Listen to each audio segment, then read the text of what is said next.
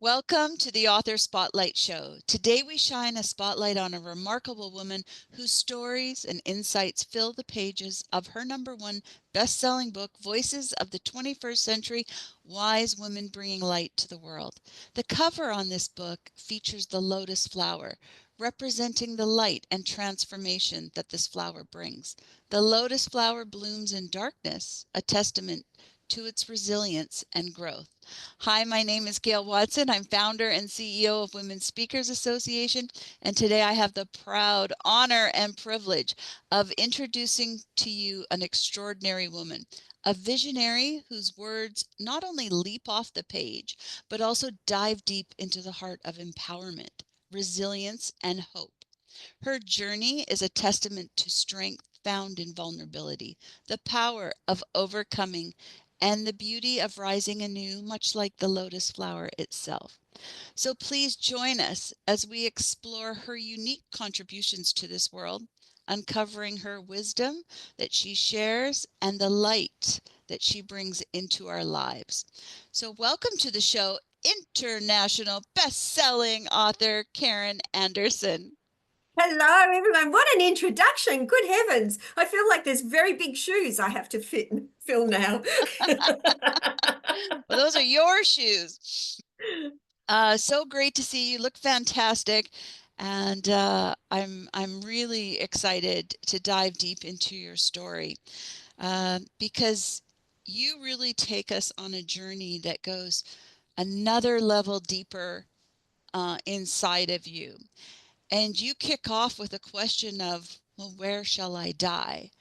And it's a question you asked yourself, even though you thought you were in a loving, committed relationship, or so you thought. So let's talk about first, what inspired you to share your story? So it kind of started in the book last year called Voices of the 21st Century: Women Empowered Through Passion and Purpose. And it was the title of that book. And I sort of thought, well, I'm a victim survivor of domestic violence. And I successfully escaped and rebuilt my life. Maybe my story could provide some insights to help other women escape abusive relationships.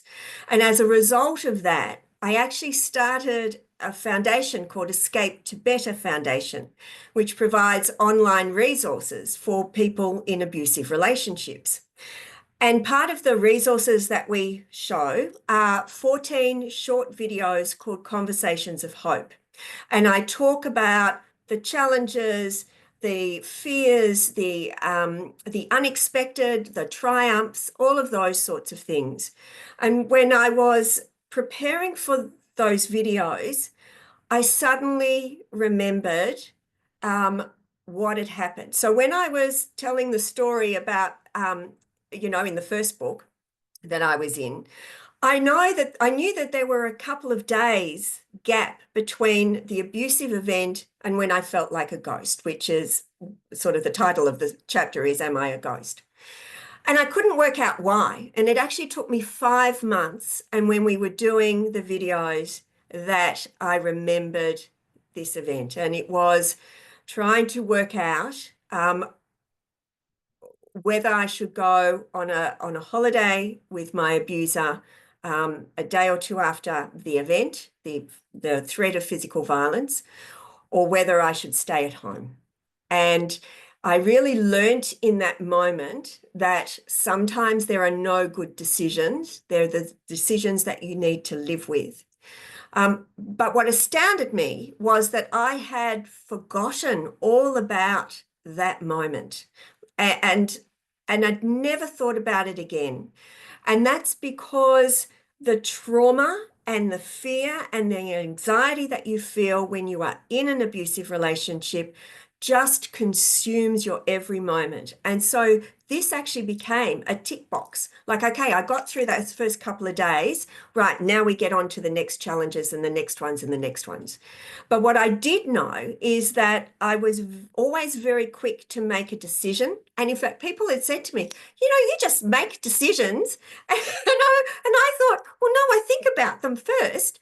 But it was when I was thinking about this moment, I realized that actually I do think about it, absolutely. But then it is about, well, what decision can I live with? Because sometimes there's no good ones. You're absolutely right about that. And so it's quite an amazing story, and when you put the two stories together, actually, because I mean, you say something very easy that we'll all say, maybe, we're in loving, committed relationships. So to be at that point where you go, where shall I die? I mean, it's such a polar opposite of a thought. So as you envision someone reading your story right now, what is it that you want them to take away from it? If they are living in an abusive relationship, I would like them to take courage in the thought that there isn't going to be an ideal solution. And so don't stay in the abusive relationship waiting until you earn more money, the kids are older, whatever your reason is, because that's not necessarily a good decision. And don't let the unknown stop you from leaving. Yes, you will have trouble, or you may have trouble earning a sustainable income. You may have trouble finding somewhere to live in the first little while. You will suddenly perhaps become a single parent. They are significant challenges, but the alternative isn't all that good either. You're right. And in conversations with women over the past decade or so, I hear that a lot. I hear women want to start up business just to get enough money to leave. So what do you say to that? You're just saying, uh, jump, be without money, or or what do you recommend there? Yeah, so that is a really interesting and challenging question to answer, because who wants to be homeless and living in poverty? And so it does need to come down to what's going to be best for you. On our website, so escapetobetter.org, there is a resources page. And on the resources page, one of the things we have is an escape guide. And it actually gives you 4 different options about how to leave. And you actually need to have those plans in place because abusers are volatile. And so you might be planning a long-term escape thing. So when you've got sustainable income and all of that sort of stuff, but your abuser may actually get to a point where you actually can't stay and you have to flee in a hurry. And so we talk about all sorts of things. But the big thing I say in that guide, and I start off with an explanation. So I am now over 20 years out of that abusive relationship.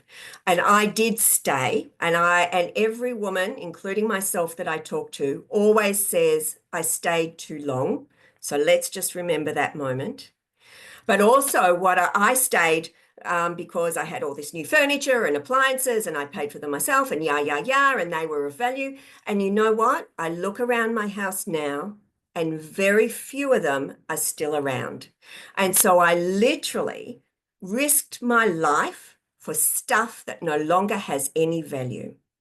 So, yes, have a little bit of money if you can. Certainly lean on to friends and family, because once they know your situation, they are going to bust a gut to help you in most cases. You just may have to find the right ones. But don't stay. Don't stay waiting for perfection. Stay as long as you need to get out and get out safely.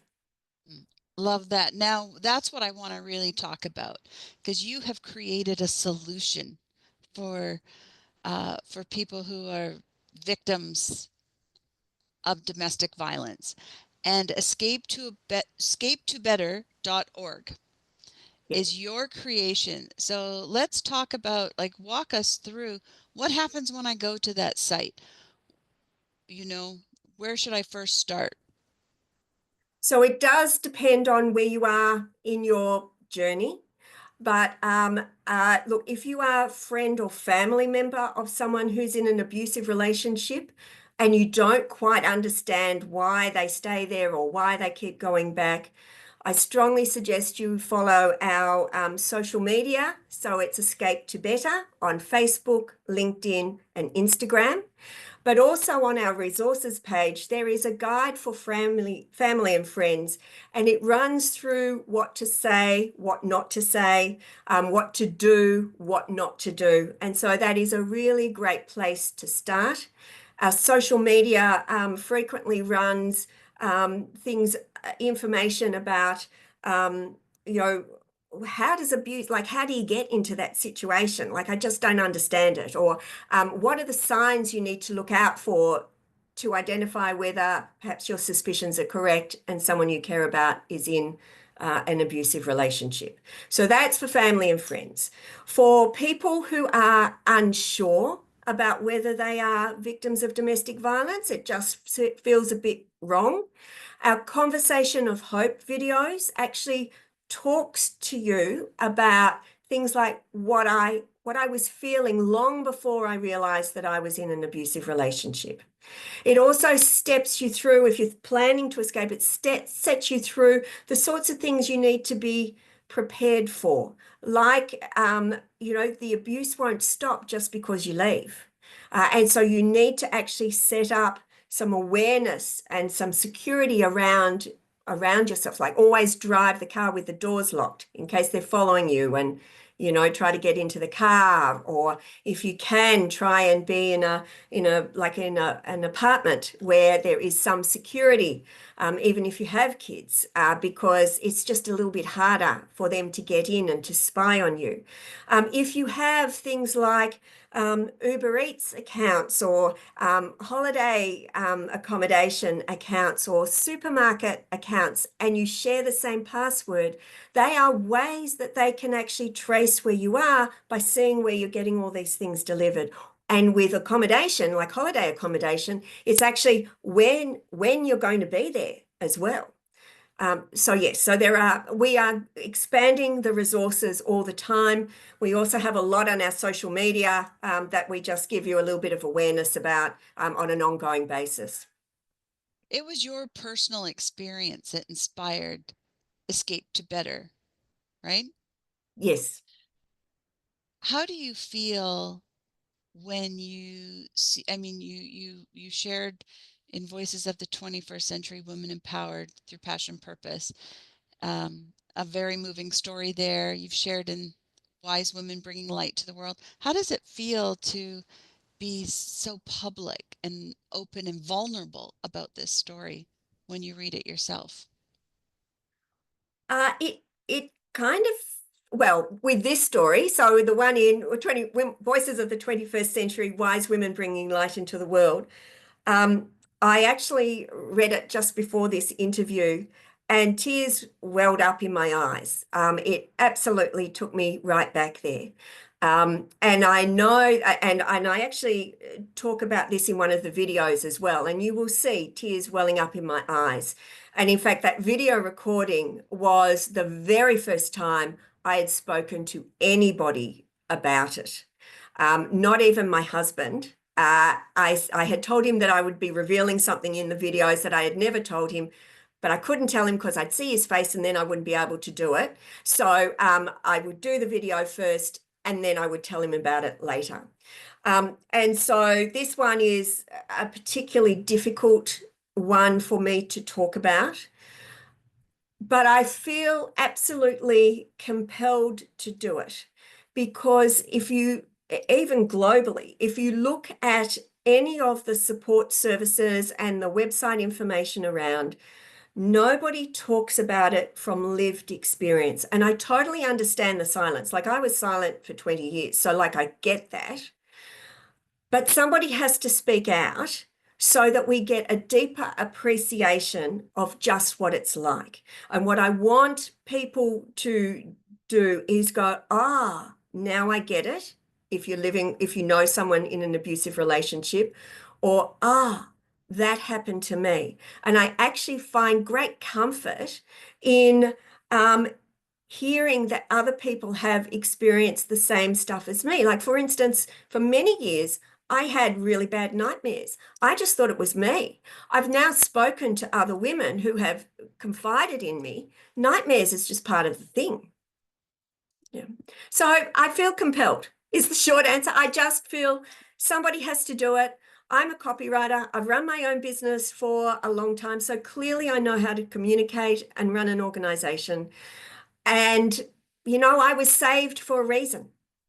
Yeah. Oh, yeah, you were saved for a reason, that's for sure. Okay, Karen, I was just reading again the words to introduce you is your journey is a testament to the strength found in vulnerability. And the fact, I mean, I just want to reiterate this fact that you were silent for 20 years. Yeah. And had more of us around you been trained to look for clues, or maybe if you had that empowerment, like escape to better.org to help us through, might be, we can hopefully shorten that timeline. So, okay, we got to get a copy of your book, Karen. Where can we get a copy of this book, and where can we get multi copies of it so that we can send it to our friends, our family, colleagues who um, needs to hear your message? So it may or may not be on the website by the time you're watching this video, this interview. So certainly look in the shop tab where you will see at least the first book. So Voices of the 21st Century, Women Empowered Through Passion and Purpose. With this one, it's on its way, so it may or may not be there. But otherwise, you can email info, so info at etob.org. So that's a long one. So info at etob.org. Okay. Well, thank you, Karen. Your story is a powerful one. I just encourage everyone listening right now to grab a copy of your book and grab multiple copies of the book. I think they'd be great, also great bundles to purchase, bring down to your local shelters. Let the women or the people in there know that they're seen, that they're cared for, and that they're not alone in this world, and that there's great resources available just in terms of support. And escape to better.org is a gift to this world. So, And may I also say, each book that's purchased, all proceeds go towards Escape to Better Foundation. okay, that's all proceeds go to Escape to Better Foundation. Good. All right. Good to know. So, Karen, excellent story. Thank you so much for being, just opening your heart, putting yourself forward and out there to to be vulnerable as that demonstration to others that we need to see people, we need to know what to look for. And I want to thank you for that. You're a strong woman, very strong, and we need to get to know you, and everybody needs to read your story, everybody. So Thanks, thank you. Gail. uh just before we sign off, you've given us so many good nuggets to digest, and is there any final words of wisdom that you'd want to leave us with? I think I will refer back into some of the messaging of the book, which is sometimes there are no good decisions, just the decisions that we need to live with, because it doesn't necessarily have to be about escaping an abusive relationship. We will always have difficult decisions to make. And there will not necessarily be one solution that is perfect. And so it really is about leaning into that imperfection and going, okay, so there's no really good shining answer here. What's the one I can live with? I love that. Thank you so much. And again, I would encourage everybody to reach out to Karen, escapetobetter.org, and connect with her. She's an excellent speaker. Bring her into your companies, bring her into your associations, and have this as a valuable, have her as a valuable resource to serve to your communities. Thanks again, Karen. My Really, pleasure. Thanks, Gail. really enjoyed speaking with you. Okay, and we want to wish you, wherever you are in this world, we want to wish you a great day. Thanks for joining us.